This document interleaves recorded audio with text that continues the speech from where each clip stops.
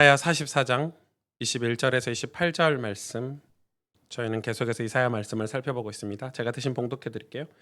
야곱아, 이스라엘아, 이 일을 기억하라. 너는 내 종이니라. 내가 너를 지었으니 너는 내 종이니라. 이스라엘아, 너는 나에게 잊혀지지 아니하리라.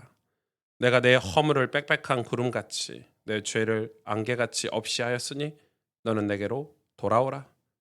내가 너를 구속하였음이니라. 여호와께서 이 일을 행하셨으니 하늘아 노래할지어다. 땅의 깊은 곳들아 높이 부를지어다. 산들아 숲과 그 가운데의 모든 나무들아 소리내어 노래할지어다. 여호와께서 야곱을 구속하셨으니 이스라엘 중에 자기의 영광을 나타내실 것이미로다.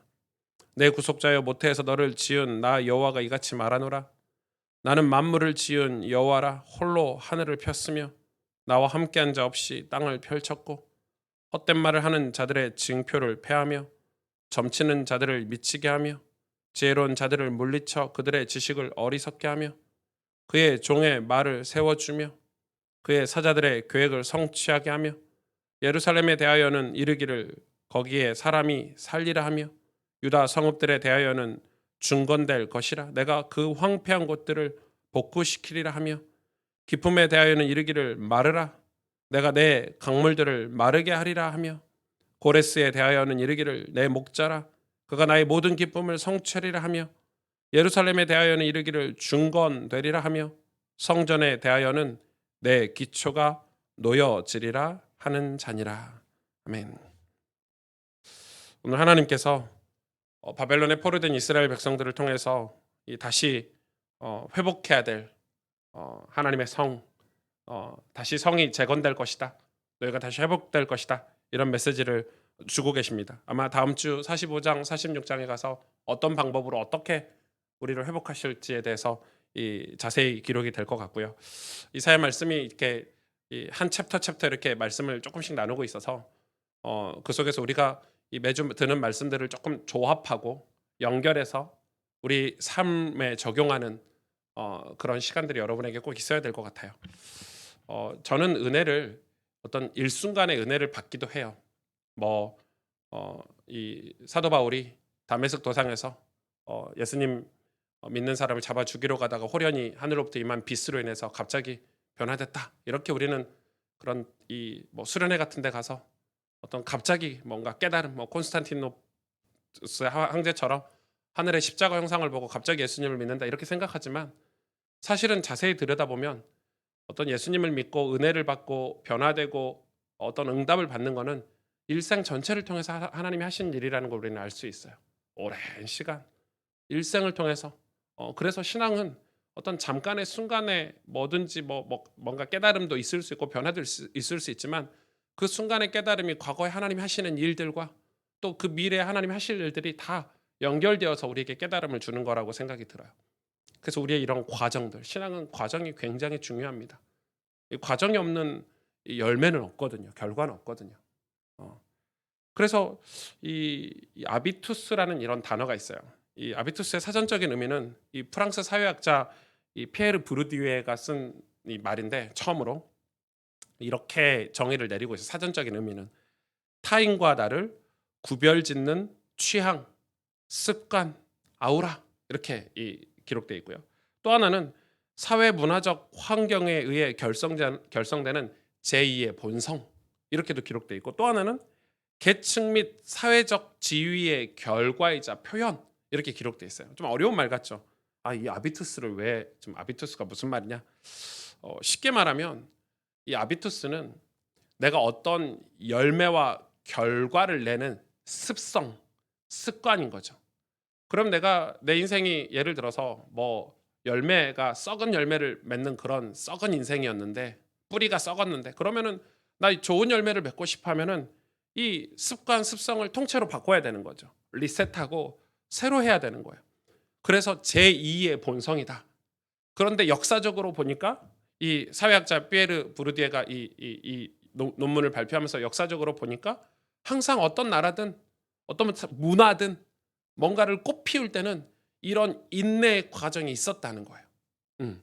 이런 인내의 과정을 통해서 뭔가가 꽃피운 거예요. 그게 사회적이든 국가든 뭐든 간에 이 뭔가를 아름다운 꽃을 피려면 그런 과정이 있다는 거예요. 반대로도 얘기하더라고요. 반대로도. 예를 들어서 국가가 무너질 때 나라가 일순간에 무너지기도 하잖아요, 여러분. 뭐 아프가니스탄 같은 거 여러분 보시죠. 그냥 순식간에 무너지잖아요. 그게 순식간에 무너지는 게 아니라는 거예요. 그동안 부패하고 그동안 연약해버리고 안일해버린 그런 수많은 이 아비투스의 과정을 통해서 꽃을 피우는 거예요. 그러니까 우리는 인생이 그냥 무너진다고 재수없어. 나에게 갑자기 왜 이런 일이 찾아와라고 얘기하지만 이 사회학자 이 피에르 부르디에는 그렇게 말하지 않고 있어요. 그러니까 여러분 이 아비투스는 굉장히 중요한 우리 인생의 어떤 인내죠. 그래서 소망을 가지고 있는 사람들, 하나님의 영광을 바라보고 즐거워하는 사람들은 오늘 로마서 5장의 말씀처럼 인내하고 연단하고 환난을 통과하고 그래서 하나님의 영광을 바라보고 즐거워하는 그 마음으로 하나님 사랑하는 마음으로 그 과정을 거쳐서 뭐 한다고요? 소망을 이룬다는 거예요. 여러분 신앙이 그런 거예요. 우리는 신앙을 되게 1년, 2년, 3년 이렇게 해보고 뭐 별거 없네 하고 안 하시는 분들 많더라고요. 신앙을 교회 한 몇 주 가보고 성경 한 1독 정도 해보고 못 깨달았는데 이렇게 얘기하는 분들이 있어요.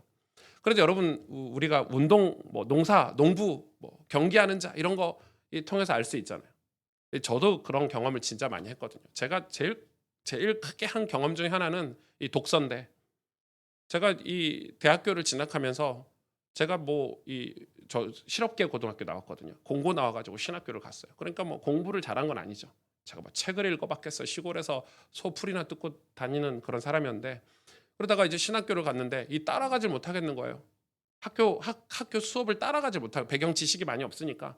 그리고 신학교니까 다들 모태신앙, 다들 목사님 아들들, 장로님 아들들 대다수의 신학교 온 아이들이 전부 다 그런 배경을 가지고 왔는데 저는 이제 예수 믿은 지 2년 반 된 애가 신학교를 간 거예요.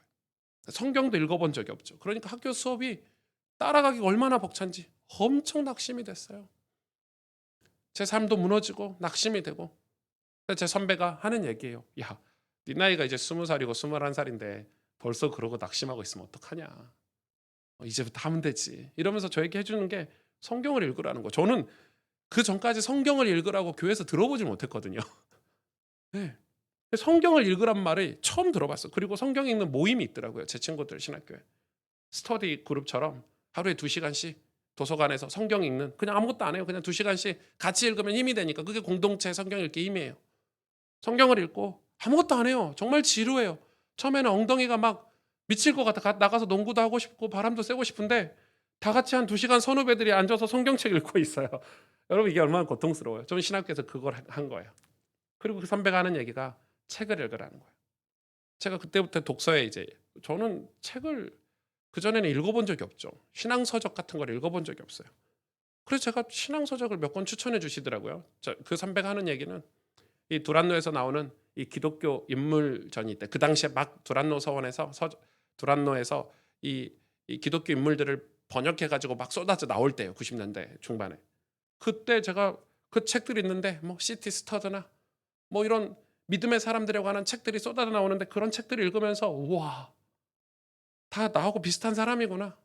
이런 환경에서도 주님을 사랑했고 주님을 사랑하는 마음으로 이런 인내의 과정을 거쳐서 하나님께 열매를 맺혔구나. 이 사람이 하나님의 영광을 받구나. 이런 책을 읽으면서 엄청 뭐라고 할까요? 동병상련의 마음을 얻었다고 할까요? 은혜가 진짜 있더라고요. 그래서 제가 그때부터 책을 읽었는데 신앙서적을 읽기 시작해서 제가 군대 가서 이 책을 집중적으로 좀 읽었고 시간이 많았으니까 군대 가서 그리고 제대하고서는 진짜 본격적으로 책을 읽었고 제가 전도사가 돼서 월급을 받을 때는 11조를 교회만 내는 게 아니라 10분의 1을 책을 사는 데 썼거든요. 지금도 그러고 있고. 그러니까 책을 계속 사서 다 못 읽더라도 쌓아놓고 읽는 습관이 생겼어요. 근데 이게 여러분 책을 한 10년 읽으니까 10년 읽으면 제 인생이 갑자기 막 변화되고 막 역사가 일어나고 제가 막 지혜와 교수가 될 정도로 똑똑해지냐? 아니에요. 그냥 이래요 계속. 그러니까 좀 답답하지. 그러니까 제가 무슨 목적을 두고 책을 읽었으면 중도에 포기했을 것 같아요. 내가 5년 뒤에 뭘 이루어야지. 이런 걸 가지고 책을 읽었으면 읽다가 포기했을 건데 책 읽는 자체가 좋았어요. 책을 사랑했고 책을 읽으면서 어떤 희열을 느끼고 지혜가 생긴다는 그런 그런 헛된 망상 같은 책을 읽는 순간에는 되게 제가 이 지혜자 같고, 그러니까 책 읽는 자체가 좋아서 그냥 사랑해서 읽은 거예요. 근데 그게 15년, 20년 되니까 이렇게 느낌이죠. 이렇게 느낌이 드는 거. 그래프로 따지면 이렇게 올라가는 게 아니고, 대각선으로 올라가는 게 아니고, 아무런 변화가 없는데 갑자기 확 트이는 느낌이에요. 저는 책이 제가 20년, 25년 가까이 지금 책을 읽고 있잖아요. 한 달에 20권 가량의 책을 읽습니다, 평균적으로. 엄청난 게 쌓여가지고 그게 저한테 얼마나 많은 도움이 되는지 몰라요. 그러니까 이게 제가 그냥 예를 드는 거고요.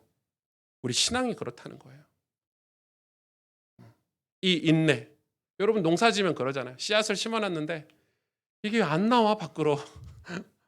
네, 새싹이 안 나와. 죽었는지 살았는지. 그쵸? 그런데 어느 순간 물을 주고 정성을 들이고 걸음을 주면 어느 순간 새싹이 나오잖아요. 그것처럼 이 아비투스가 우리 삶에, 신앙에 얼마나 필요한지 몰라요. 여러분, 초기 기독교에는 전도에 관심이 없었다는 사실을 알고 계십니까? 우린 초대교회 이러면 전도, 선교 이렇게 배웠잖아요. 그런데 제가 지금 교회사를 공부하고 있잖아요. 아마 제가 이 박사과정을 들어가면 아마 이 교회사에 관한 논문을 쓸 것 같아요.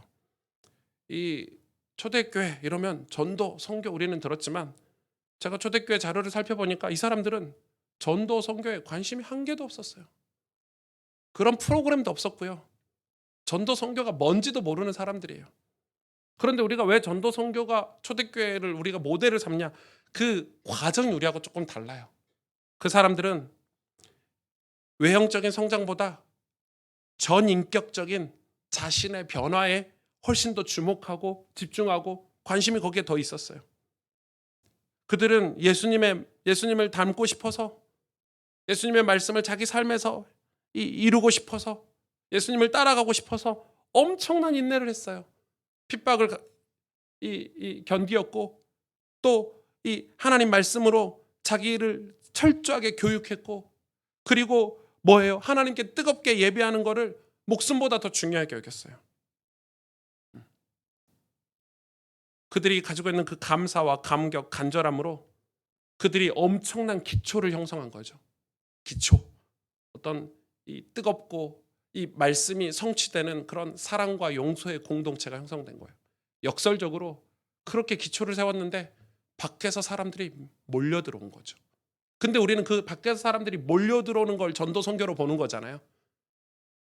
사도행전은 그렇게 우리에게 증언하고 있죠. 그들이 비로소 그리스도인이라 일컬음을 받았다고요. 누가요? 밖에서 불신자들이, 이방인들이 교회를 보고, 예수 믿는 사람들 보고, 야, 저 사람 그리스도인이구나. 요즘 우리는 안 그렇잖아요. 우린 반대잖아요. 나 그리스도인인데 이러면서, 내가 말이야 하나님 자녀인데 이러면서 당신 예수 안 믿으면 지옥 가, 이런 식이잖아요. 초대교회는 그런 게 없었어요. 내면의 성장을 위해서 투자했어요. 그런데 그게 언제부터 변질됐냐고 이 역사학자들이 이야기하냐면, 콘스탄티누스 황제 때부터. 그 사람은 황제잖아요. 로마의 황제예요. 물론 그 325년이 될 때까지 수많은 인내의 열매로 수많은 괜찮은 크리스찬들이 로마 곳곳에 어떤 공무원이 되기도 하고 사업을 하는 사람으로 막 곳곳에 빛과 소금의 역할을 감당했기 때문에 그런 역사가 또 있었겠죠. 그러니 황제가 하늘의 십자가 형상을 어느 날 환상으로 보고 예수를 믿은 거예요. 로마 황제가. 그런데 이 사람에게도 뭐가 필요하죠? 하비투스가 필요하잖아요.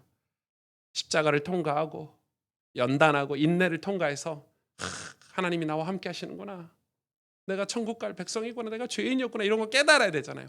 근데 이건 황제인 거예요. 돈이 많고 권력이 막강하기 때문에 이 사람은 그 순간에 깨닫고 이 아비투스 인내와 연단의 과정을 들어가지 않고 이 기독교를 모든 사람이 믿도록 포교를 권력으로, 정치로 해버린 거예요. 여러분, 그게 기독교의 가장 슬픈 역사 중에 하나라고 얘기해요. 여러분, 이런 역사들이 이 초기 기독교와 중세교회를 넘어와서 너무 많았어요.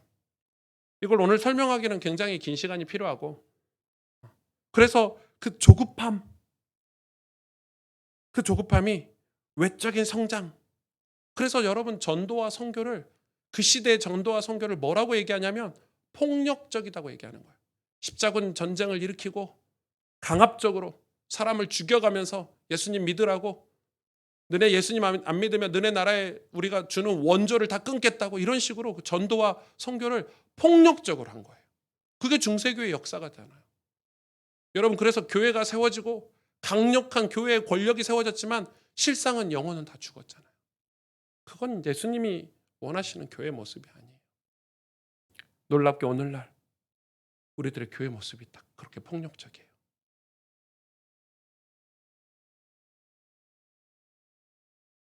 뭘 잃어버렸죠? 우리 안에 하나님 사랑하는 마음, 영혼을 사랑하는 마음 다 잃어버리고 우리의 외형을 키우고 교회가 성장하는 일이라면 뭐든 무슨 짓이든 다 한다. 이런 프로그램들이 생기기 시작한 거예요. 우린 다시 이 인내의 아비투스를 형성해야 돼, 교회 안에. 아마 여러분은 이미 하고 계시는 거예요. 성경 읽기도 하고 계시고 오랜 시간 걸리겠지만 우리가 하나님이 은혜 주실 때를 기다리고 소망하고 기도하면서 우리가 우리 삶이 변화되도록 우리가 그렇게 지금 신앙생활을 하고 있는 거예요. 그래서 교회가 다시 회복해야 될 부흥, 다시 전해야 될 예수님의 사랑, 우리가 다시 회복해야 될 그 하나님의 나라, 이런 것들이 우리 안에 다시 회복돼야 되는 거예요. 오늘 본문은 굉장히 중요한데 오늘 21절 22절에 야곱아 이스라엘아 이 일을 기억하라. 너는 내 종이니라. 하나님 이야기하시는 거예요. 너는 내 종이니라. 내가 너를 지었으니, 창조자라 이 말이죠. 너는 내 종이니라. 이스라엘아 너는 나에게 잊혀지지 아니하리라. 그 말은 하나님이 우리를, 이스라엘을, 유다를 잊어본 적이 단 한 번도 없대. 잊혀지지 아니하리라 이렇게 표현하셨어요. 22절에 내가 내 허물을 빽빽한 구름같이 내 죄를 안개같이 없이 하였으니, 우리 죄를 없애주셨다는 거예요. 그러니 너는 내게로 돌아와라. 내가 너를 구속하였다. 이렇게 얘기하고 계시는 거예요. 하나님 우리에게 뭘 강조하시냐면 종이라는 걸 강조하세요. 신앙은 뭐예요 그러면? 하나님이 주인이시다. 이게 신앙이에요. 우리가 종의 자리로 가는 거예요. 근데 이걸 인간이 기분 나빠하는 거예요. 왜 우리가 종이야? 그게 창세기 3장에 이 사탄이 아담과 하와를 속인 거잖아요. 너희가 왜 종이야? 너희도 하나님처럼 될 수 있어. 우리 인간이 우리가 스스로 뭔가 대단한 일을 할 수 있는 신이라고 생각하기 때문에 성경에서 종이라고 하는 이 자리, 여기에 가지를 못하는 거예요. 자존심 상하고. 그러니까 지금 하나님하고 자존심 대결하고 있는 거죠, 인간이. 코끝에 호흡이 멈추면 다 끝날 인생, 연약한 인생인데 우리 인간이 이런 문맹, 문화 이런 거 보고 대단하다고 생각하잖아요. 지금 북한에서는 이 시진핑 우상화 작업이 한참이죠. 여러분은, 북한이란다. 중국에서는. 여러분 잘 모르실 거예요. 그런 게 언론에 드러나지 않기 때문에. 곳곳에 학교마다 가정마다 시진핑 사진을 걸게 만들고 아침 조례할 때마다 시진핑 사진 앞에 가서 이 어떤 이 뭔가를 이 형식적인 조례를 해야 되도록 다 만들고 있어요. 제가 되게 웃겨요. 시진핑도 언젠간 죽을 텐데 사람들이 그걸 두려워하고 그 권력과 공산주의를 두려워하고 그거에 익숙해져 버린 이 중국 사람들은 그게 두려우면서도 반항하지 못하는, 반항하는 사람 다 해외로 출국해서 살죠. 신앙의 자유를 떠나서. 기독교는 그 일에 너무 싫은 거예요, 공산주의자들이. 여러분 생각해보세요. 기독교는 하나님만 우리의 주인이시다라고 고백하니까 공산주의자들이 생각할 때는 진짜 너무 끔찍한 종교인 거예요. 얘네들은 다른 사람들은 좀 고개도 숙일 줄 알고 우리한테 와서 좀 아부도 할 줄 알고 이러는데 이 기독교인만 안 그러니까 너무 싫은 거죠. 여러분 인간이 얼마나 연약하냐면 두고 보세요. 중국이 어떻게 될지. 하나님을 대적하고 인간을 우상으로 섬기는 나라들이 어떻게 됐는지 보셔야 돼요. 왜냐하면 우리는 우리가 스스로 대단하다고 생각하는데 우리는 이 코로나 바이러스, 감기보다 못한 이 코로나 바이러스 하나에 벌벌벌 떨고 있는 그런 존재예요. 우리가 종의 자리로 가야, 원래 우리가 그 자리로 가야 우리는 행복할 수 있는 존재라는 걸 성경은 이야기하고 있어요. 그런데 하나님이 어떤 주인이냐는 거예요. 악한 신이냐? 우리를 죽이려고 하시는, 우리를 겁주려고 하시는, 우리를 멸망시키는 신이냐? 아니에요. 선한 주인이라는 거예요. 내가 너를 지었느니라, 창조주라는 거예요. 나는 너를 잊은 적이 없어. 왜? 나는 너의 죄를 해결하고 내 허물을 해결하고 내가 너를 구속하려고 하는 나는 너의 구원자야. 이렇게 말씀하고 계시는 거예요. 이걸 잊어버린 것이 죄죠. 여러분, 이 하나님을 망각하고 살아가는 삶이 다 죄예요. 여러분, 죄의 개념을 정확히 갖고 계셔야 돼요. 우리가 세상에 살면서 이 사실을 잃어버리고 살지 않습니까? 뭐 때문에요? 우상 때문에, 돈 때문에, 행복 때문에. 여러분, 인간이 누리고 있는 행복이라든지 쾌락, 즐거움이 하나님을 잃어버리게 만들면 그 행복도 우상이 되는 거죠. 사람 때문에, 인간의 야망이나 비전 때문에. 교회도 마찬가지죠. 똑같아요. 교회도 하나님을 섬기는, 하나님을 예배하는 이 종교지만 이 하나님을 주인 삼지 않으면 교회도 하나님을 망각하고 살더라고요. 많은 분들이 신앙생활 잘한다고 하는데 실상 삶을 통해 마음을 들여다보면 아닌 것을 진짜 많이 깨달아요. 왜냐하면 하나님을 신앙생활 잘한다고 하는데 그들의 삶을 통해서 마음을 들여다보면 하나님을 경외하지 않는 걸 많이 봐요. 하나님을 주인 삼지는 않아요. 그러니까 예수님을 믿고 교회는 다니는데 하나님을 주인으로 섬기진 않는 거예요. 여러분, 예수 믿는다는 거는 예수 믿고 천국 가는 것, 뭐 영접하고 끝나는 것, 그게 아니고 그 예수 믿는 거의 목적이라는 게 있어요. 그게 뭐냐면 성경은 하나님을 경외하는 거라고 밝히고 있어요. 그러니까 신앙의 목적이 있는데, 하나님 우리에게 주신 목적이 있는데 하나님을 두렵고 떨림으로 섬기는 자리로 가는 거예요. 기독교인들이 성령이 임하셔서 성경을 읽고 깨달아서 기도해서 은혜 받아서 뭐 응답 받아서 삶이 변했다, 이 말은 삶이 변했어요, 저 예수 믿고 삶이 새 사람이 됐어요, 거듭났어요, 이 말은 하나님을 경외한다는 의미가 포함되어 있는 거예요. 그러니까 하나님을 경외한다는 게 기독교인의 깨달음, 거듭남의 열매고 결과라는 걸 우리는 알고 가야 돼요. 그 말은 무슨 말이에요? 하나님을 경외하지 않는 것은 깨달음이 아니에요. 콘스탄티누스 황제가 기독교를 국교로 인정하고 하늘에서 뭐 환상을 보고 십자가를 보고 갑자기 자기가 예수 믿는다고 갑자기 기독교를 국교로 인정하고 했지만, 포교 활동을 이 정치와 권력을 이용해서 막 예수 안 믿으면 다 잡아 죽이겠다고 했지만, 많은 신학자들은 콘스탄티누스 황제가 예수 믿는 사람이 아니라고 얘기해요. 많은 신학자들이 그렇게 얘기해요. 저도 그렇게 생각해요. 왜냐하면 하나님을 두렵고 떨림으로 섬기진 않았어요. 하나님을 경외하진 않은 거예요. 교회를 자신의 황제 직위를 이용하려는 쇼로, 자신이 이제 기독교인이 많아지니까 정치적으로 이용하려고 한 쇼로 본 거예요. 많은 신학자들이 교회를 비즈니스로 본 거예요. 여러분, 그런 분들 많잖아요. 교회를 비즈니스로 보는 정치인들 많잖아요. 하나님을 경외하지 않아서. 하나님을 경외한다는 말은 하나님을 두렵고 떨림으로 섬긴다는 말이거든요. 다시 말해, 쉽게 이야기하면 우리가 종이 되는 거예요. 하나님은 주인이시고. 그걸 위해 우리에게 뭐가 필요하냐? 종에게 지혜와 총명이 필요해요. 사랑받는 종은 지혜와 총명이 있어요. 그 일을 위해서 하나님이 하신 일인데 23절에서 25절에 여호와께서 이 일을 행하셨으니 하늘아 노래할지어다. 아니, 도대체 우리가 종이 되는 일이, 하나님을 경외하는 일이 얼마나 큰 일이길래 하늘아 노래할지어다. 땅의 깊은 곳들아 노래를 높이 부를지어다. 산들아 숲과 그 가운데 모든 나무들아 소리내어 노래할지어다. 여호와께서 야곱을 구속하셨으니 이스라엘 중에 자기의 영광을 나타내실 것이미로다. 하나님의 영광을 나타내신다는 거예요. 내 구속자여, 모태에서 너를 지은 나 여호와가 이같이 말하노라. 나는 만물을 지은 여호와라. 홀로 하늘을 폈으며 나와 함께 한 자 없이 땅을 펼쳤고, 헛된 말을 하는 자들의 징표를 폐하며 점치는 자들을 미치게 하며 지혜로운 자들을 물리쳐 그들의 지식을 어리석게 하며. 지금 뭘 말하고 계시냐면 하나님이 우리를 구속하셔가지고 우리를 경외하는 자리까지 가게 하셔서 뭘 하고 싶으시냐?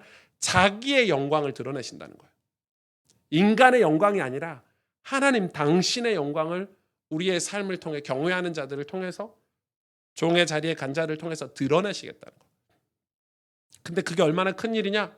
하늘도 노래하고 땅과 바다도 나무들도 소리내서 노래할 정도로 큰 일이라는 거예요. 창조주 하나님께서 모태서부터 우리를 지으신 하나님, 우주 만물을 만드시는데 홀로 하늘을 펼치셨고 하나님 혼자서 땅을 펼치신 그 하나님께서 지금 이 일을 하고 계시다는 거예요. 이 일을 행하고 계시다는 거예요. 하나님께서 저와 여러분에게 하신 가장 큰 일은 우리 입장에서 뭐죠? 죄를 사해 주신 거잖아요.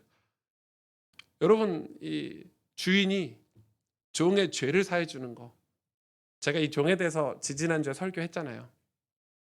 우리를 그 노예시장에서 사셔가지고 자유를 주시기 위해서 진짜 선한 주인이 우리를 돈을 다 지불하고 우리에게 진짜 자유를 주시기 위해서 우리를 가르치시고 우리를 공부시키시고 그거 하시는 하나님. 근데 우리가 그 죄를 사해 주시는 것, 이건 뭐냐면 죄가 사해졌다는 말은 다시 하나님을 경외할 기회를 주신 거예요. 하나님을 예배할 기회를 주신 거예요. 하나님께서 이 일을 위해 얼마나 대단한 계획을 세우셨냐면 이방 나라를 세우고 강력한 나라를 세우고 고레스라는 강력한 왕까지 세우셔서 하신 일이에요. 지금 여러분 이게 얼마나 지금 큰 일이 지금 우리 우주에 돌아가고 있는지, 하나님은 지금 구속사, 우리 인간의 죄 사함을 위해서 우주, 이 지구의 모든 역사를 움직이고 계시는 것을 우리는 믿어야 돼요. 이스라엘이 스스로 하려고 할 때는 그 일을 두고 우상을 섬기고 세상 방법으로 그 일을 할 수밖에 없는 거예요. 인간이 그 믿음 없이 스스로 자기를 구원하려고 하면 우상 말고는 방법이 없는 거예요. 세상 방법 말고는 방법이 없는 거예요. 인간이 스스로 자기를 구원하기 위해서 돈 열심히 벌고 성공해야지 이러면은 절대 해결이 안 되는 일이에요. 그런데 진짜로 하나님 하시는 방법은 이스라엘을 포로로 몰아넣으셨고 포로로 있을 때 주님을 바라보게 만들으셨고 은혜를 구하게 만드셨어요. 하나님이 이렇게 일하시더라고요. 왜냐하면 인간은 그렇지 않으면 우리 안에 있는 오만과 교만이 하나님의 은혜를 깨닫지 못하기 때문에. 즉 하나님은 구원을 위해 인류를 움직이고 계시는 거예요. 우리가 국가가 어떻고 뭐 세상이 어떻고 많은 말들을 하잖아요. 정치, 경제, 의료, 어떤 환경 이런 수많은 얘기들을 해요. 막 사람들이 뭐 지구가 어떻고 뭐 환경이 어떻고 정치, 경제, 의료가 어떻고 막 많은 얘기들을 해요. 뭐 그것들에 대한 업적이라든지 미래라든지 뭐 어떤 분들은 장밋빛 미래를 이야기하기도 하고 어떤 분들은 암울한 미래를 얘기도 하고 책마다 다 다르고요. 이 방송국마다 PD들마다 기자들마다 다 각자의 견해들을 얘기해요. 그런데 우리는 알아야 돼요. 그 모든 말하는 사람들, 업적을 이룬 사람들의 코끝에 호흡이 멈추면 다 죽게 돼 있어요. 이 재밌는 거 아세요? 우리 라섹 이런 거 하잖아요. 이 눈을 이렇게 한번 깎아가지고 안경을 안 쓰려고 요즘 젊은이들이 많이 하는 수술인데, 근데 그게 나쁘다는 게 아니고 우리나라처럼 그걸 잘하는 나라가 없대요. 최고 기술을 갖고 있대 우리나라. 해외에서 그 라섹하려고 한국에 진짜 많이 온대요. 근데 그 어떤 뉴스에서 봤어요. 이건 에피소드인데 라섹하는 의사들이 다 안경 쓰고 있대요. 예, 별로 안 웃으시네요. 자기들은 절대 안 한다는 거예요. 안과 의사들은 절대 라섹 안 한대요. 단 한 명도 안 한대요. 신기하지 않아요? 예. 원래 모습을 보존하는 게 그들의 목적이래요. 예, 그걸 여러분 라섹하신 분들의 시험 들라고 하는 말이 아니고, 예. 그러면서 그 댓글에 더 중요한 말을 써놨어요. 삼성그룹 회장 이재용 씨도 안경 쓰고 있다 하면서. 그런 거예요. 우린 막 대단한 기술, 뭐 대단한 실력 얘기하지만 사실 인간은 연약해요. 뭐 이제 선거철 되니까 와, 저 후보가 대단할 거야. 막 나라를 잘해줄 거야. 이 전 정권 때도 그랬거든요. 이 전전 정권 때도 그랬거든요. 저 사람 하는 말이 다 이루어질 것 같고. 제가 볼 땐 정치인들은 한 90%는 거짓말하는 것 같아요. 예. 우리는 막 장밋빛 미래를 가지고 있어요. 그러나 인간은 다 연약해요. 그래서 진짜 중요한 게 뭡니까? 성경이 이야기하고 있는 진짜 중요한 게 구원 아닙니까? 여러분의 자녀가 지옥 간다면 정말 슬퍼해야 될 일이에요. 우리 사랑하는 사람들이 예수님을 모르고 인생이 끝난다면 너무 비참할 것 같아요. 정말 여러분 진지하고 진심으로 한번 생각해 보세요. 우리 인생에 뭐가 진짜 중요한 일인지. 우리가 하나님하고 지금 자존심 세워야 될 때가 아닌데 우리의 발달된 문화와 환경들, 의료 기술들 가지고 지금 하나님하고 대항하고 있잖아요. 하나님 우리를 사랑하셔서 손길을 내밀어 주시고 계시는데 바보들이나 하나님 손 잡는다고 세상은 우리에게 얘기하고 있어요. 그래서 우리는 체면 때문에 그 주님 손 안 잡으려고 해요. 요즘 젊은이들이 예수님 믿고 하나님 손 잡는 걸 부끄러워한대요. 예.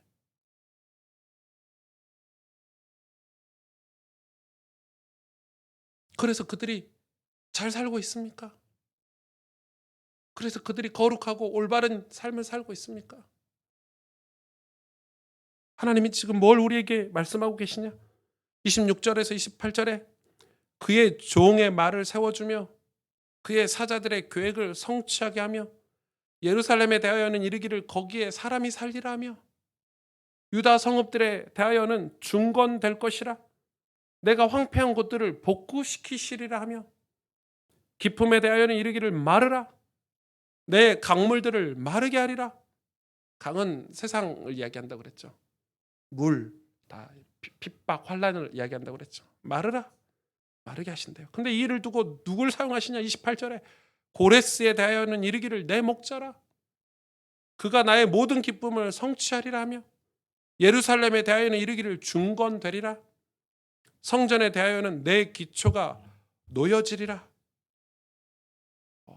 쉬운 성경에는 이 성들이 다시 세워질 것이다. 리빌딩 될 것이다. 이렇게 얘기하고 계세요.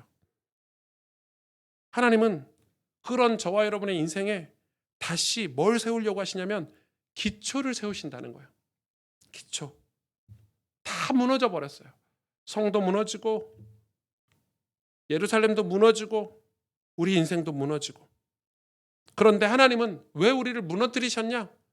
다시 리셋하고 다시 세우시려고 하시는 거예요. 하나님이 하시는 구원은 너무 완벽하고 완전하기 때문에 그 일을 이루시는 것도 아무에게나 시키지 않는다는 것을 우리는 알아야 돼요. 그래서 하나님의 구원이 너무 완벽하고 완전하기 때문에 우리를 통해서 그 일을 이루시기 위해서 우리 인생에도 하나님은 기초를 세우신다는 거예요. 예수 믿는 것은 교회 다니는 걸로 끝나는 게 아니고 예수 믿었으니 영접했으니까 천국 가자고 끝나는 게 아니고 하나님이 우리 인생에 간섭하셔서 우리를 다시 새 사람으로 변화시키는 과정, 아비투스의 과정이 있다는 걸 여러분 오늘 지금 듣고 계시는 거예요. 하나님께서 이스라엘 백성들이 다시 포로에서 벗어나게 하는 것, 이건 완전히 전적인 하나님이 결정하셨고 하나님이 하신 일이죠. 심지어 고레스를 통해서. 고레스는 예수 믿는 민족이 아니에요. 예수 믿는 왕이 아니라니까요. 그냥 고레스라는 강력한 나라가 갑자기 생겨가지고 제일 잘 나가던 바벨론을 멸망시켰거든요. 그리고 바벨론에 포로되어 있던 이스라엘을 돌아가서 너희 나라 성전 재건해 이렇게 했단 말이에요. 진짜 우리의 인생에 우리 공로로 되는 게 하나도 없다는 걸 이스라엘 백성은 깨닫고 있는 거예요.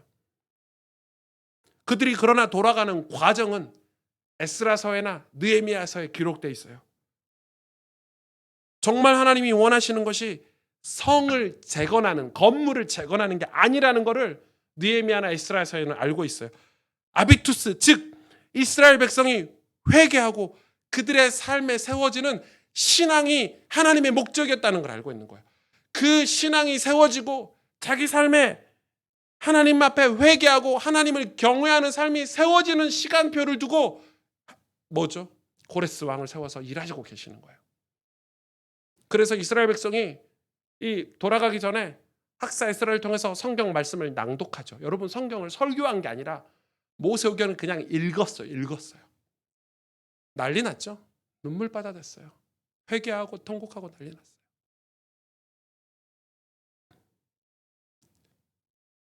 하나님은 우리에게 다시 기초를 원하시는 거예요. 그 기초가 우리는 뭐 예배, 뭐 교회, 뭐 신앙, 뭐 성경 읽는 것 이렇게 이해할 수 있지만 그것이 우리에게 어떤 의미냐에 따라서 달라질 것 같아요. 누군가에는 해도 되고 안 해도 되는 것이라면 그건 진짜 중요한 기초가 아닐 것이고, 그러나 누군가에게는 그것이 감격이고 감사고, 나 같은 죄인이 성경을 읽고 있고 나 같은 죄인이 예배를 드리고 있고 그게 너무 큰 기쁨이라면, 그게 전부라면 그건 엄청난 하비투스가 될 거예요. 엄청난 열매와 인생의 결과가 달라지는 엄청난 과정이 될 거예요. 하나님 우리를 다시 세우실 거예요. 저는 그 일을 진짜 믿고 있어요. 저는 그 일에 쓰임 받고 싶어요. 저는 우리 교회가 제 인생 모든 걸 다 동원해서라도 하나님 우리를 다시 사용하신다면, 하나님 우리를 다시 세우신다면, 교회를 다시 세우신다면 그 일에 저는 쓰임 받고 싶어요. 그게 동기고 그게 야망이라고 해도 저는 그렇게 쓰임 받고 싶어요. 무엇을 해서라도 그 일에 쓰임 받고 싶어요. 그런데 저에게 고민이 있어요. 제가 몇 년 전에 제 친구 때문에 분당 우리 교회죠. 이찬수 목사님 교회 교육자 예배에 간 적이 있어요. 지금 모르겠는데 그때는 이 월요일 날 아침 9시면 이 분당 우리 교회 교육자들이 모여서 예배를 드렸어요. 교육자가 200명이 넘으니까 우리 저 회의를 할 수가 없잖아요, 교육자들이. 그래서 월요일 날 아침이면 이찬수 목사님이 교육자들에게 말씀을 전하고 찬송 부르고 기도회를 하고 이런 예배를 드리더라고요. 거기에 제가 참여를 하게 됐어요. 하필 가는 날이 장날인지 그날 얼마나 목사님이 교육자들을 혼내는지, 얼마나 화가 났는지 전 깜짝 놀랐어요. 그 이찬수 목사님 책을 통해서, 설교를 통해서 너무 이렇게 기대하고 갔는데 저분이 이중인 교육자인가 싶을 정도였어요. 너네들 그렇게 할 거면 다 나가! 뭐 이런 거 있잖아요. 제가 지금 약화해서 하는 거예요. 지금 똑같이 해볼까요? 네. 표현! 최준! 너네 그딴 식으로 할 거면 다 나가! 사표 써! 이렇게 소리 지르시더라고요. 제가 너무 시험 들어가지고 그 순간에는 너무 시험 들었어요. 목사님, 저는 되게 존경하고 좋아했기 때문에 청소년 사역할 때부터. 근데 막 난리가 아니더라고요. 저 깜짝 가는 날이 장난. 그래서 제 옆에 친구 보고 목사님 원래 저러셔 했더니 가끔 저러셔? 너무 아무렇지도 않은 것처럼 원래 가끔 저러셔? 이러시더라고요. 근데 그렇게 해놓으시고 설교를 그날 1시간 반을 하시는데 가만히 그 말씀을 하나하나 듣고 보니까 성도들 한 명 한 명 올바른 길로 인도하려고, 교육자들 한 명 한 명, 목사 한 명 한 명 바른 목사 되라고 진실하게 하나님 앞에 쓰임 받도록 그 마음으로 쓴소리를 하시는 거더라고요. 제가 그날 그 설교를 듣고 얼마나 많이 찔렸는지 몰라요. 왜냐하면 전 여러 이해관계, 여러 사정들 다 생각하고 목회를 하고 있더라고요. 우리가 진짜 사랑하면 이 사람이 진짜 어떤 목적에 도달하도록 쓴소리도 해야 되는데 여러 이해관계, 내 입장, 내 이미지 이런 거 다 생각하고 사는 거예요. 목회하는 거예요. 그건 목사가 아니라는 거예요. 저는 지금 우리 교회가 바르게 잘 가고 있다. 유일하게 확신하는 한 가지 증거는 뭐냐면, 저에게 주신 위로는 뭐냐면, 제가 주님을 더 사랑하고 있다는 마음, 그 마음이 더 커지고 있고 내 삶이 조금씩 그렇게 변화돼 가고 있다는 것이 유일한 증거예요. 저는 그런 고민들이 많아요. 저는 신앙의 경험들이 어떤 일순간 한 번의 자극으로도 가능하겠지만 아비투스, 이 인내의 시간으로 신앙이 경험된다고 믿는 사람이에요. 저는 머리가 나빠가지고 뭐 어떤 집회 같은 데 가서 다른 사람들은 아멘 이러면서 이렇게 하시는데 저는 아멘이 잘 안 나왔어요. 못 알아들었거든요. 저 말씀을 하시는데 저 말이 무슨 뜻인지, 왜 사람들은 아멘을 하는지 어떻게 잘도 깨닫는다. 그런데 집회 끝나고 나면 그 사람들 나오면서 다시 또 원래의 삶을 살더라고요.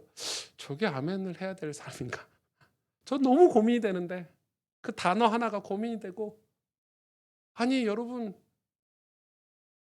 깨어서 기도하라고 메시지를 하시는데 깨어서 기도하라는 말이 무슨 말인지를 못 알아먹겠는 거예요. 그게 너무 고민이 돼서 몇 달을 고민했어요. 도대체 깨워서 기도하라는 말이 무슨 말인지 모르겠다.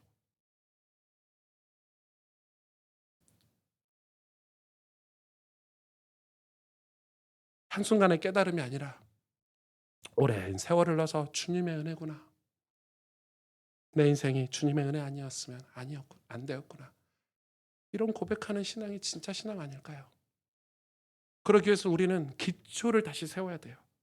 우리 삶이 무너졌다면 다시 기초를 세워야 되는데 많은 성도님들하고 상담을 해보면 다 죽을 것 같대요.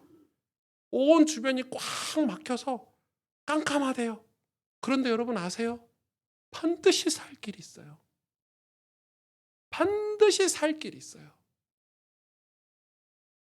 죽지 않아도 돼요. 굳이 목매고 자살하지 않아도 돼요. 그런데 살 길이 있어요. 그런데 생각해 보시면 오늘 말씀은 하나님은 뭐라고 얘기하냐? 포로된 이스라엘 백성에게 나는 너의 주인이야. 너는 나의 종이야. 내가 너를 위해서 고레스를 준비했고 내가 너를 위해서 이 강물 같은 이 핍박들을 다 마르게 할 것이고 내가 너를 위해서 은혜를 다 준비했는데 너희가 내 앞에 와서 엎드리기만 하면 나를 경외하기만 하면 이 모든 일이 이루어질 거야 라고 하나님은 우리에게 길을 얘기하시는 거예요. 전 하나님이 우리에게 준비해 두신 은혜가 있다고 믿고 그렇게 살아왔어요. 하나님이 저희 가정에 주실 은혜가 있다고 믿고 그렇게 여태 살아왔어요. 그런데 그 길은 기초를 세울 때 다시 은혜로 돌아가고 예배로 돌아가고 예수님으로 돌아갈 때 그 길이 보이는 거예요. 이스라엘 백성들이 나라가 부흥하고 부강하고 바벨론을 따라서 아수르를 따라서 애굽을 따라서 나라가 막 문화적으로 성장하고 대단할 때는 그 길이 안 보였어요. 구원의 길이 안 보였어요. 포로가 돼서 드디어 자기가 죄 있는 걸 깨닫고 말씀이 들리기 시작하니까 하나님이 그제서야 보이기 시작한 거예요. 하나님 손을 그제서야 잡은 거예요. 하나님 손 잡고 났더니 놀라운 일들이 벌어졌죠. 자기 삶에 신앙이 세워지기 시작한 거예요. 하나님은 이 기초를 다시 세우기 위해서 우리에게 구약을 통해서 우리에게 지금 보여주시는 거예요. 근데 이 구약에서 말하는 기초는 무엇입니까? 한마디로, 한 단어로 이 기초는 예수 그리스도예요. 여러분 이걸 이해하셔야 돼요. 우리는 기초가 될 수가 없어요. 우리는 교회 안에 뭐 기초를 세우고 뭘 세우고 해서 뭐 어떤 시스템 프로그램을 얘기하지만 사실은 우리가 진짜 깨달아야 될 우리에게 세워야 될 기초는 뭐냐? 기초는 예수 그리스도예요. 그러니까 예수 그리스도가 세워지지 않으면 하나님을 경외하는 삶을 살 수도 없고 하나님의 영광을 바라보고 즐거워하고 행복하는 삶을 살 수가 없는 거예요. 요한복음 8장에 예수님과 유대인들의 대화가 나와요. 여러분 요한복음 8장을 보면 정말 재밌어요. 근데 제가 오늘 쉬운 성경으로 이 자막을 띄워드릴 건데 여기에 대해서 이 예수님이 유대인들에게 자꾸만 이해하지 못할 말씀을 하시는 거예요. 뭐라고 말씀하시냐면 예수님이 나의 가르침을 받아야 제자가 되고 내가 가르친 것이 진리인데 진리가 너희를 자유케 한다 이렇게 얘기했어요. 그런데 유대인들이 거기다 대고 뭐라고 얘기하냐면 못 알아들으니까 자기들은 지금 아브라함의 후손인데 자기들은 지금까지 아무에게도 종이 되어본 적이 없는데 그 말도 사실 거짓말이에요. 왜냐하면 이스라엘은 바벨론에 7년 동안 종노를 했어요. 포로가 됐으니까. 그런데 그것도 망각하고 있는 거예요. 그래 뭐라고 얘기하냐면 자기들은 종된 적이 없는데 왜 우리 보고 종이라고 얘기하느냐? 왜 진리가 우리를 자유케 한다고 얘기하느냐? 자기들이 죄인이라고 절대 인정하지 않는 게 지금 유대인 바리새인들이에요. 그러면서 예수님이 요한복음 8장 34절 36절에 이렇게 말씀하고 계세요. 내가 너희에게 진리를 말한다. 죄를 짓는 사람마다 죄의 종이다. 종은 영원히 가족이 될 수 없다. 그렇죠? 그러나 아들은 영원히 한 가족의 한 사람이다. 그러므로 아들이 너희를 자유롭게 하며 너희는 참으로 자유로워질 것이다. 그러니까 우리가 종으로 평생 살았는데 하나님은 예수 그리스도를 통해서 우리를 가족, 패밀리로 양자로 삼아주시겠다는 거예요. 근데 예수님이 아니고서는 절대 우리를 그런 자유를 주시지 않는다는 거예요. 그러면서 42절에 얘기하고 있어요. 진정 하나님이 너희의 아버지라면 유대인들에게 하는 얘기죠. 너희는 나를 사랑했을 텐데, 예수님을 사랑했을 텐데 너희는 그렇지 않았다. 그것은 내가 하나님께로부터 왔고 지금 여기에 와 있기 때문이다. 그러면서 44절에 너희는 너희 아비 마귀에게 속하여 너희 아버지 마귀가 시키는 대로 하기를 원한다. 무슨 말이에요? 유대인들은 하나님을 철저하게 사랑하고 경배하고 경외한다고 하면서 정작 기초를 세우는, 예수님을 닮거나 예수님이 하시는 말씀에 순종하거나 예수님이 가신 길은 가지 않으려고 했던 거예요. 여러분, 이거 중요한 거예요. 지금 한국교회가 하나님을 섬긴다, 우리가 하나님의 영광을 위해서 선교하고 전도하는데 실상 우리 교회 안의 내용은 예수님과 아무런 상관없는 내용들. 목사의 아이디어, 목사가 얘기하는 것들. 그래서 성경도 읽지 마, 내가 하는 메시지만 들어. 전략, 전술. 여러분, 이해가 되세요 지금? 예수님 뭐라고 하게요? 너희 아비 마귀에게서 났으니 너희 아버지 마귀에게 속하여. 왜냐하면 예수님을 사랑하지 않는데요. 과연 한국교회 성도들이, 목회자들이 예수님을 사랑할까요? 아니면 교회가 비즈니스화 돼가지고 당회는 이사회고 목사님을 대표님, 회장님이라고 부르는 지금 이 시대에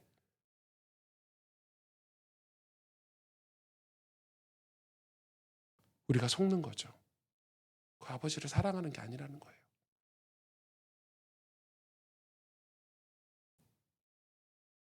여러분, 우리가 자꾸 예수님을 닮아가지 않고 예수님을 우리 속에 회복하지 않으려고 하니까 우리가 가지고 있는 의로움으로 남을 정죄하잖아요. 여러분, 교회는 정죄하는 곳이 아니에요.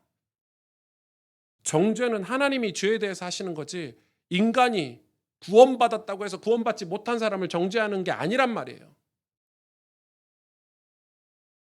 그리스도인이 하는 일이 아니에요. 그건 율법주의자들이나 하는 일이에요. 우리가 속으니까 교회들이 자기 의로 남을 정죄하고 그러는 거예요. 우리의 전도가 왜 폭력적이게 되었냐면 우리 안에 예수님을 닮아가는, 예수님을 사랑하는, 예수님의 말씀을 이루려고 하는 사랑이, 예수님의 사랑이 우리 안에 없기 때문이에요. 명절 때 보면 알잖아요.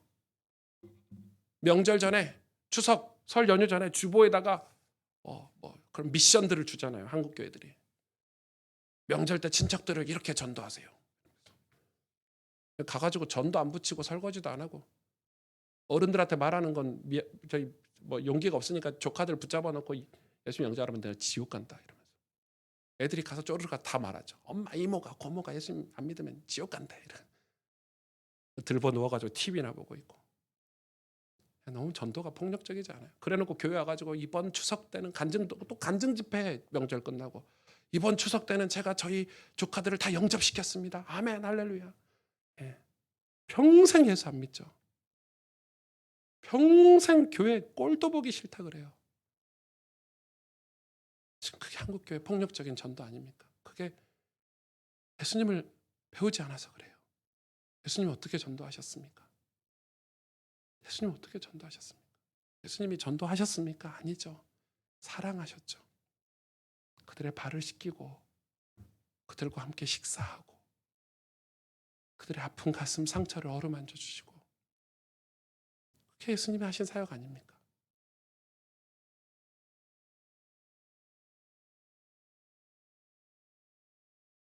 무조건 헌신해라가 아닙니다. 정말 우리 안에 주님을 사랑하는 진리가 없으면 그게 억지로 되는 일이 절대 아니거든요. 47절에 하나님께 속한 사람은 하나님께서 하시는 말씀을 듣는 법이다.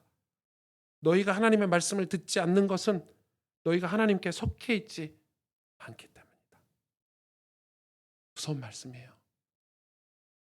교회가 예수님 말씀을 듣지 않고 하나님 말씀을 듣지 않는 것은 뭐예요? 신앙은 말씀을 듣고 순종하는 인내를 거치는 과정이라는 거예요. 여러분, 성경 읽으셔야 되겠죠. 네. 하나님께 속하지 않았대요. 말씀을 안 듣고 안 읽고 말씀에 순종해서 사는 삶이 아니라면 하나님하고 상관이 없대요. 유대인들처럼. 우리가 기초를 다시 세워야 한다는 것은 우리가 예수님을 믿는 거거든요. 우리가 주인인 걸 인정하고 다시 예수 그리스도, 그분께 돌아가는 거예요. 유대인들은 자기들이 종된 적이 없는데 무슨 자유가 필요하냐고 얘기하고 있어요. 지금 우리가 그렇게 말하고 있는 거예요. 육신적으로. 우리가 종된 적이 없는데, 우리가 죄인이 아닌데 왜 예수가 필요하냐? 굳이 예배 드려야 돼? 우리가 굳이 은혜 받아야 돼? 굳이 교회를 세워야 돼? 많은 분들이 그렇게 얘기해요. 교회가 필요해? 요즘 시대?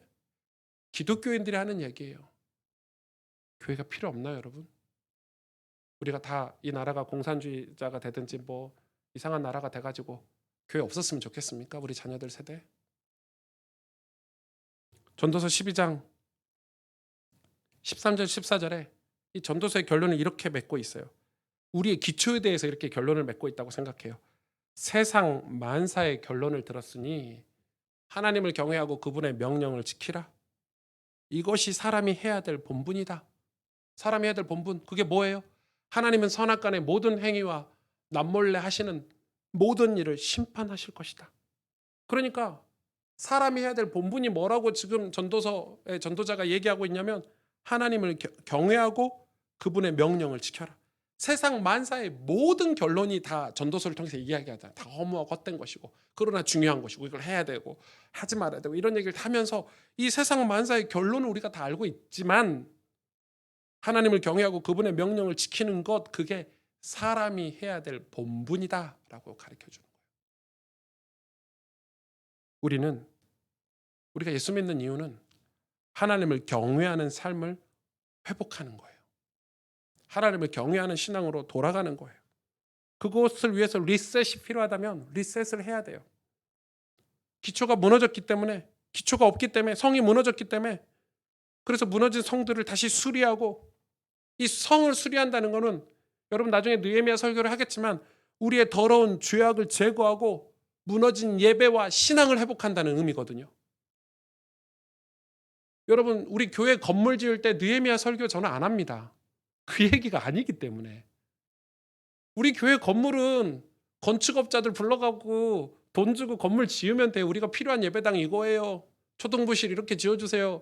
유치고등부실 이렇게 해주세요. 우리 돈 그거 우리 다 헌금이든지 우리 다 이게 후원 받아가지고 필요한 건물 지으면 돼. 그건 느헤미야하고 아무 상관이 없는 거예요. 그건 성전이 아니에요. 구약에서 말하는 성전은 예수 그리스도를 세우는 거예요. 그런데 교회 건축하는데 무슨 느헤미야 설교를 하고 있으니 성도들이 다 성전 건축할 때마다 느헤미야 설교만 듣고 평상시에는 느헤미야 설교하고 상관없는 삶을 살잖아요. 우리의 예배를 회복하는 거예요. 우리가 하나님을 경외하는 삶을 회복하는 거예요. 무너진 게 그게 무너졌다는 거예요. 우리가 죄인인 걸 깨닫고 다시 하나님을 의지하고 바라보는 예배를 회복하는 게 느헤미야의 핵심이에요. 건물이 아니라니까. 그걸 예수님이 증명하셨잖아요. 예수님 오시자마자 예루살렘 성 다 무너질 거다. 돌 위에 돌 하나 남지 않을 것이다. 그게 아니라는 걸 직접 말씀하셨어요. 그런데 우리는 아직도 교회 건물. 교회 건물은 이 경기도에 예쁜 카페만 가보시면요. 폐 공장들 가지고 요즘 카페 짓는 게 유행이잖아요.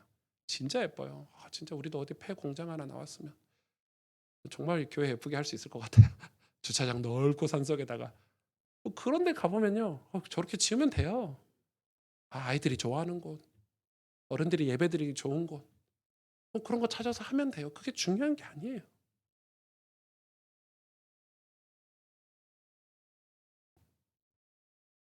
우리 인생도 마찬가지예요. 혹시 여러분 인생에 기초가 무너져 있다면 아무리 세우려고 해도, 다른 걸 세우려고 해도 또다시 무너질 거. 왜냐하면 기초가 없으니까. 기초가 무너진 상태에서 다른 걸 세우면 다른 게 다 무너지겠죠. 모래성처럼. 기초가 없으면 다른 걸 세운 게 다 헛수고라고 얘기하고 있는 거예요. 우리 인생도 마찬가지예요. 우리의 가정도 기초가 튼튼해야 돼요. 엄마 아빠의 자리를 지켜야 되고, 맞잖아요. 인간도 기초가 튼튼해야 돼요. 정직하고 발라야 돼요. 죄 때문에 그럴 수 없는 걸 알지만 그런 기초들이 여러분 상식이 있어야 되는 거예요. 기초가 없이 많은 헛된 걸 세우잖아요. 무너져요. 기초 없는 사람한테 돈을 많이 주면 범죄에 쓰여요. 쾌락에 쓰이고. 그러나 기초가 탄탄한 사람, 바르게 살고 올바르게 사는 사람들에게 중요한 거예요. 우리 육신의 건강도 기초가 튼튼해야 돼요. 매일 운동하는 사람 못 이겨요. 매일 좋은 생각을 하고 좋은 마음을 가지고 선한 마음을 가지고 매일 운동하고 건강하게 사는 그 기초가 튼튼한 사람은 늘 생각도 밝아요. 여러분 그런 사람 만나면 기분 좋잖아요. 그런데 늘 부정적인 생각하고 늘 남 얘기하고 만나면 비판적이고 그런 기초가 무너져 있는 사람에게는 뭘 세울 수가 없어요, 여러분. 저도 교회에서 직원을 쓰거나 교육자를 쓸 때 그게 1번이에요. 저 사람이 마음이 예쁜가 안 예쁜가. 맨날 부정적이고 이런 사람은 어떻게 같이 일해요? 같이 일하면 짜증나고 힘든데요. 전 저희 교회가 가스펠 교회가 어떤 방향으로 갈지 사실 잘 모르겠어요. 이 건물 계약권도 한 2년 남았고요. 코로나 때문에 목회를 지금 하고 있는지 안 하고 있는지 정신이 하나도 없어요. 우리 교육자들하고 너무 고민도 많이 되고 코로나가 몇 달 하고 끝날 줄 알았는데 2년째잖아요 벌써. 내년이면 3년이에요. 여기 이사 와가지고 코로나밖에 기억이 안 날 것 같아요.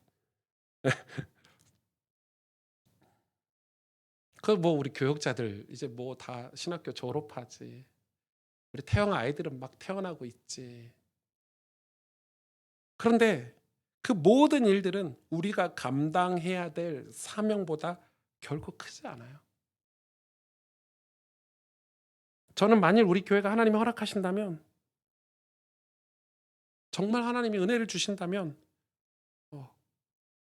정말 이 아비투스의 과정을 거쳐서 하나님이 부흥을 맛보는 하나님의 영광을 바라보고 즐거워하는 공동체가 됐으면 좋겠어요. 우리 자녀들이 우리 이제 막 태어나는 저 어린 아이들이 우리 교회 좋은 교회 하면서 자랐으면 좋겠어요. 그렇게 교회를 우리 자녀들에게 물려주고 싶어요. 혹시 한국 교회 부흥의 씨앗이 되었으면 하는 원산의 그 작은 교회처럼 우리도 그런 교회가 되었으면. 저는 처음에 미련하고 바보 같은 오승주 저를 생각하니까 불가능하다 생각했는데 이제는 반대예요. 제가 미련하고 바보 같아서 혹시 가능할 수도 있겠구나. 성도님들도 그래요. 여러분도 그래요. 우리가 매우 연약해 보이고 부족해 보일 수 있어요. 여러분의 가정이 남편이 믿지 않는다. 우리 집이 조금 힘들다, 어렵다 이런 수많은 상황들. 여러분 그걸 우리가 다 겪고 있잖아요. 목사인 저도 그걸 겪고 있으니까 힘들고 어려워요. 그런데 그게 주님을 절대적으로 의지하고 아버지의 사랑을 구하고 아버지께 도움을 구하는 자리로 갈 수 있게 하는 그런 기초를 세울 수 있는 기회가 된다고 저는 믿어요. 만일 우리에게 그런 믿음이 있다면 우리는 다시 기초를 세우는 일에 쓰임받게 될 거예요. 힘든 일이고 어려운 일이지만 여러분 힘들고 어려운 일이기 때문에 저 같은 사람이 할 수 있다고 저는 생각 들어요. 저는 다시 죄의 삶으로 돌아가서 살고 싶지 않거든요. 저는 하나님과 상관없는 삶을 다시는 살고 싶지 않거든요. 그러면 저는 이 인내를 통과할 거예요. 이 연단을 통과할 거예요. 왜요? 근데 이 통과하는 게 어떤 내 인생의 목적을 위해서 통과하는 게 아니라 예수님을 너무 사랑하고 너무 하나님의 영광에 좋고 행복하기 때문에 통과할 수 있을 것 같아요. 저는 우리 교회가 그랬으면 좋겠어요. 그런 우리에게 하나님은 고레스라는 왕을 들어서 일하신대요. 세상을 바꾸신다는 거죠. 열방에서 아들, 딸들이 일어나서 돌아오게 하고 초기 기독교회 이방인들이 교회 안으로 돌아오게 하는 것은 하나님이 하시는 일이구나. 전도와 선교는 우리가 하는 일이 아니구나. 전도와 선교는 전적으로 하나님이 하시는 일이구나. 우린 그걸 믿어야 돼요. 우리는 뭐를 해야 되냐? 신앙인들은 기초를 세워야 돼요. 예수 그리스도를 우리 삶에 세워야 돼요. 여러분 내 안에 예수가 계시고 내가 예수님 안에 있는 삶을 세우는 일에 모든 우리는 에너지를 다 투자해야 돼요. 다시 예수님 믿는 삶으로 돌아와야 되고 다시 하나님을 경외하고 경배하고 찬양하는 삶으로 돌아와야 돼요. 우리가 뭔가를 목적을 가지고 동기를 가지고 전도해야지 선교해야지 우리가 내 삶이 뭐 성공하기 위해서 아들, 딸들 잘 되기 위해서 뭔가 전도해야지, 선교해야지, 이런 모든 것들을, 쓰레기 같은 것들을 버려야 돼요. 그건 우리 일이 아니에요. 이스라엘이 그것 때문에 망했어요. 중세교회가 그것 때문에 망했어요. 우리가 진짜 회복할 것은 하나님을 두렵고 떨림으로 섬기는 신앙을 우리 삶에 세우는 거예요. 그 기초를 다시 세우기를 원해요. 여러분, 오늘 이 설교는 정말 저는 어쩌면 뭐라고 표현하기 어려운 제 설교예요. 제가 설교를 준비하면서 손이 바들바들 떨렸어요. 그 정도로 중요해요. 여러분, 우리가 하나님을 다시 경배하지 않는다면 무슨 소용이 있겠냔 말이에요. 교회가 부흥하는 게. 여러분 생각해 보세요. 우리가 헌금을 많이 해서 성전 건축하는 게 하나님을 경외하지 않는다면, 하나님이 이곳에 함께 하시지 않는다면 무슨 의미가 있겠냔 말이에요. 유대인들에게 그래서 이야기하신 거예요. 너희가 나를 아버지로 사랑하는데 왜 나를 사랑하지 않니? 너희가 아직 마귀에게 속해 있어서 그래. 너희가 종이라는 것, 죄인이라는 걸 인정하지 않는구나. 여러분, 진짜 우리에게 구원의 감사, 감격이 회복되길 원하고, 그럼 목사님 그 일이 눈에 보이는, 손에 잡히는 일이 아닌 것 같은데요. 예, 그게 어떻게 손에 잡히겠어요, 여러분. 하나님을 경외하고 사는 삶이 어떻게 교회 프로그램으로 주보에다가 이런 거라고 기록해서 줄 수 있겠냔 말이에요. 여기다가 풀랑 한 장 걸어가지고 여러분한테 이거 하세요라고 어떻게 그렇게 하는 말이겠냐는 거예요. 하나님 사랑하는 게, 여러분 남편 사랑하고 아내 사랑하는 게 이게 개념 정리가 됩니까? 미우면서도 사랑하고 사랑하면서도 믿고 막 이상하게 헌신이 되고 밥도 해줘야 될 것 같고 좀 발도 주물러줘야 될 것 같고, 이게 사랑인데 그게 무슨 정의가 되냔 말이에요. 불륜하는 사람들처럼, 이 젊은이들의 육신적인 사랑처럼 그렇게 설명이 되냔 말이에요. 아니에요. 이건 그런 감정이 아니에요. 하나님 사랑하는 거. 그래서 우리가 하나님 사랑한다는 게 뭔지를 우리가 스스로 확인하고, 하나님 사랑하고 있는 게 뭔지를 가르쳐 주시는 성령의 도우심을 받아서 성경을 통해서 하나님을 사랑해 가자는 거예요. 그것만이 우리가 우리 가정을 살릴 수 있고 우리가 이 나라와 민족을 살릴 수 있는 교회가 될 수 있는 유일한 길이란 걸 저는 지금 공부를 하고 있고 성경을 통해서 확인하고 있어요. 진짜 우리가 예수님이 우리 삶에 세워지는, 초기 기독교처럼 예수님을 닮고 싶고 예수님의 말씀을 청종하고 예수님을 따라가고 싶어서 인내하고 환난을 견뎠던 것처럼 예수님을 너무 사랑하니까 그게 가능했겠죠. 그런 신앙이 우리 교회 안에 세워지기를 원합니다. 함께 기도하겠습니다.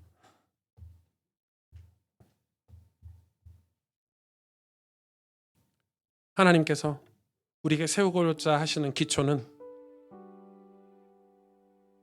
하나님께서 우리의 주인이시고 구원자이시며 우리는 주님의 종이고 하나님의 은혜로 자녀가 되었음을 깨닫는 것입니다. 그래서 그 자리에서, 내가 있는 자리에서 하나님을 경외하는 것이 우리의 본분이고 우리가 추구해야 할 믿음의 열매임을 고백합니다.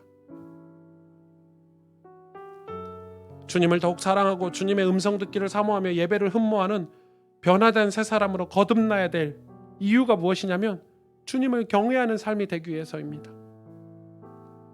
주님은 그 경외하는 자를 통해서 열매를 맺게 하시는데, 그 열매를 맺도록 우리에게 인내를 요구하시죠. 우리가 변화된 새 사람이 되기 위해서 매일 우리에게 은혜를 주시고 날마다 우리에게 세움을 주셔서 그 인내의 과정을 거쳐가게 우리를 도우신다고 성경은 기록하고 있습니다. 우리 인생이 끝날 때 예수님 잘 믿었다, 예수님 닮아 예수님처럼 살았다, 정말 하나님을 경외하면서 살았다, 그렇게 고백할 수 있는 신앙이었으면 좋겠고, 우리 자녀들이, 우리 이웃들이 우리의 인생을 보고 그런 고백들을 해줬으면 좋겠는 거예요. 그러기 위해서 우리는 우리 내면을 신경 써야 돼요. 우리 속사람, 교회로 말하면 교회 외적인 게 아니라 교회 안의 공동체, 우리가 서로 사랑하고 용서하고 서로 배려하고 이해하고 같이 기도하고 눈물로 서로 섬기는 우리 공동체, 그게 있다면 세상은 교회를 다시 인정하게 될 거고 하나님께서 다시 이 교회 안에 구원받을 자들을 보내실 거라고 믿어요. 우리 안에 다시 기초를 회복하기를 원합니다. 이 기초는 예수님입니다. 예수 그리스도가 우리가 회복해야 될 성이에요. 예수 그리스도를 다시 우리 인생에 재건하라는 거예요. 무너진 예배, 무너진 믿음, 다시 더러운 죄악을 우리 삶에서 제거하고 우리가 다시 하나님을 온전히 두렵고 떨림으로 섬기는 그 신앙이 우리 안에 회복되도록 하나님께 도움을 구하십시다. 하나님, 우리를 도와주세요. 우리가 그걸 간절히 사모하니까 하나님, 우리를 인도해 주세요. 우리 시간에 우리 말씀을 붙잡고 함께 하나님 앞에 간절히 기도하도록 하겠습니다. 하나님 감사합니다. 주님,